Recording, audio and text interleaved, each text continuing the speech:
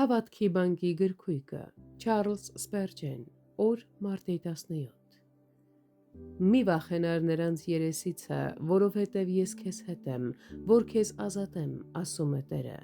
Երեմիա 1:8 խոսք։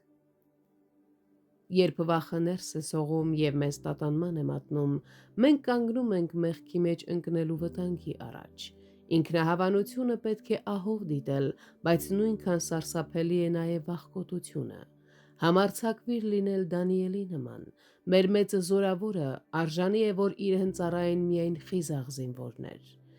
Ինչ մեծ պատճառ կա այստեղ քաջ լինելու համար։ Աստված նրանց հետ է, ովքեր նրա հետ են, և երբ պայքարի ժամը գա, Աստված շարունակ նրանց կողքին կլինի։ Սպառնում են քեզ. ով ես դու, որ վախենաս մի մարդուց, որ մահկանացու է, կկորցնես քո պաշտոնը կամ գործը,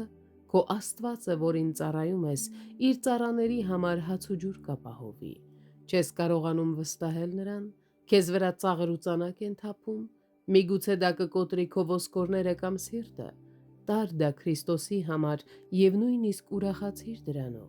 Աստված ճշմարիտների, արդարների և սուրբերի հետ է, որպեսզի նրանց ազատի,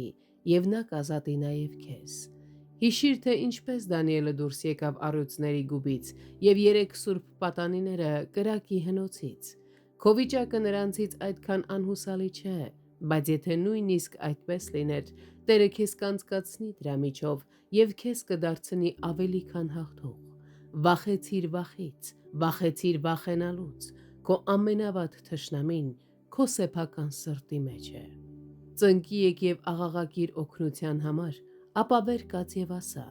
ես կվստահեմ Տիրոջը և պիտի չվախենամ։